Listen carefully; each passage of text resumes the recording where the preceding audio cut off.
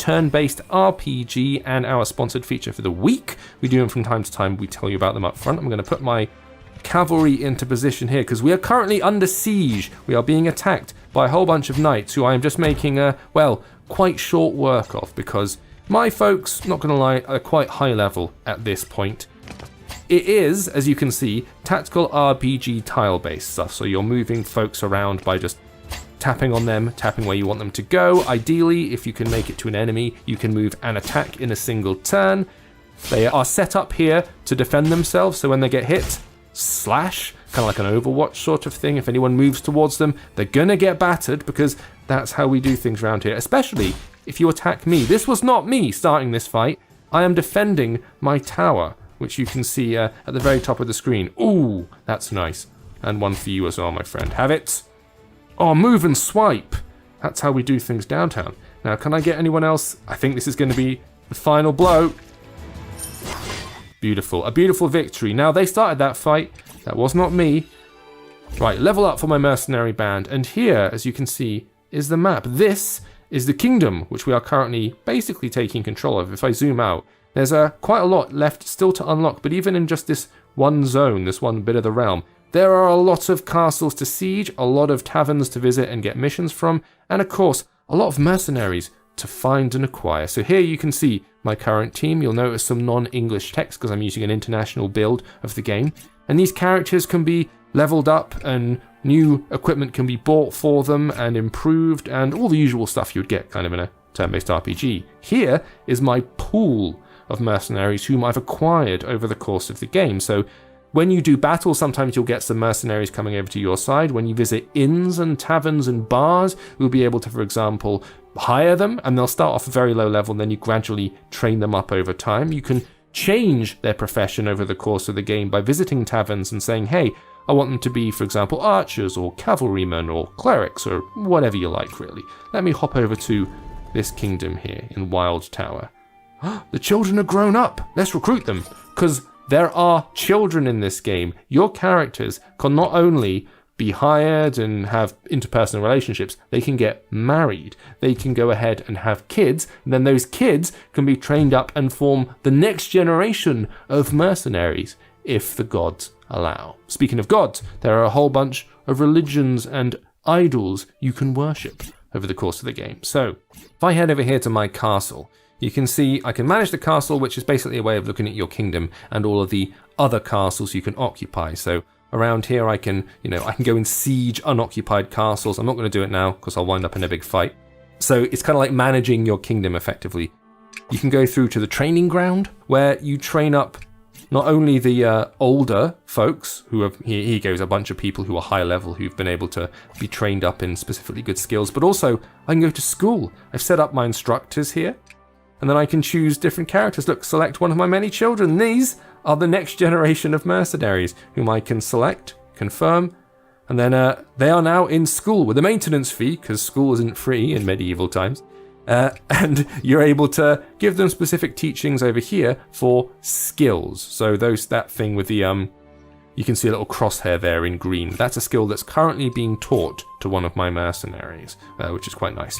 If I go to the shrine section, you can see that I've built statues to the gods, and you worship them. Festivals come around every so often, and you can make offerings to specific gods, and that will give you boosts and buffs in certain areas. It's a good idea to pay attention to the gods and occasionally give them a little offering if you fancy it. These are shrines to my fallen mercenaries, people who have already done loads of battles and then been killed, and then you can kind of pay them homage through offerings and whatnot.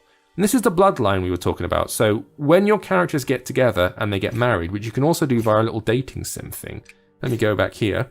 If we head into the castle hall, you can see if I hit date, I've got the option to try and marry off some of my folks. So this level 12 character, let's put them representing the house of Fridry.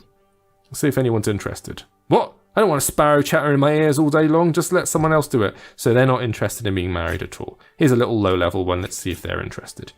Here you go. What would you like to know about this person? So I can either kind of find out information about the bride-to-be or just go, no, let's get married immediately. So I'm going to find out a little bit more. Her name is Jacintra. little bit more. She's emotional and sometimes prone to abandoning reason. We're all a victim of that. And this is her face. What else? She's a father who was a noble in the south and a brother who's just become a knight, so a kind of honourable bloodline, which might be good for this world. Let's say I'm gonna send a proposal of marriage. So you can see that little letter on the screen there. We now have to sit back and wait to see if my potential bride-to-be is interested or not. Meanwhile, let's visit the spiritual festival. So it's currently going on at the moment, and you can see here they are celebrating the gods. So I can hit pray, and then I can, the priest is here, and I can sacrifice Cornetta to pray for improving dexterity and AGI skills and whatnot. So confirm, we're going to do that. We're going to try and learn available to upgrade to tempting. I don't have the dexterity enough for that one, but I can certainly get involved in Alert Ambush 3. So now I choose what to offer. So a normal offering will improve the probability because this is not guaranteed. Let's hit confirm. Belief level +1, +24. The gods have heard our wish. Hey, good stuff. So you see, it really is of benefit to try and get involved with the religious aspect. If I head over to the tavern, you can see this is where I can recruit new infantry. So if I hit recruit there, it shows you the stats of whom I've just hired, and they get added to the pile. And you can also go and pick up missions from places if they have them available. There's a sundry store if I want to go and buy bits and bobs to, tack on to my characters and improve, for example, their clothing and whatnot. And a barbershop if I want to change their haircut, because you've got to have that. You've got to pay attention to your look, It's important. So if I hit mission, these are the ones I have currently available. Some you have to actually pay to accept. Some are free, and they'll give you the level indicator as well. So these are urgent quests. I'm going to go for the urgent quests. This seems like something that needs to be done, and done quick. Let's go to the blue sword and get stuck into battle. Escort the miners through the battlefield. Right. So miners need to get up to those green squares, and you can see we're all clustered around that one miner. I'm going to go quite aggressive with it. So we'll hit battle. You can move your troops around at the beginning of battle during one turn if you want to, but I'm not going to do that. I'm just going to immediately start wailing on people because my sword is big and it must be appeased. I'm going to dive straight up here. You go over here. You guys, I was going to say form a protective phalanx, but no, I'm just going to send them straight out because, frankly, I'm over-leveled for these folks. They're 60 and I'm like 100 and something. Yeah, I'm already set up to retaliate when I get hit, so yeah. That's just going to be death for you, I'm afraid. Right, here we go. One hits, insta-doom. Now this is a fight that I'm starting, so those missions you take on, you'll get rewards for them, but equally, if you go around and start conquering castles and whatnot, occasionally those castles are going to get sieged and you have to get into defending yourself, which I was doing before we started recording here. Also, you can get stuck into a bit of PvP if you want to. There are arenas where you can do battle with other folks as well, if you so desire. We've got one person who can still move. Anybody left? Just this one person, really. Let's see who they attack. Oh no, 2 people, I lie. I've only got one insta-retaliation, so let's just go bosh! Will that just knock this fight out? Or will we have to continue to... Oh no, look, more people have appeared from the far side. Oh no. Right. Let's get involved. This may be trickier than I initially thought. Go! Eek.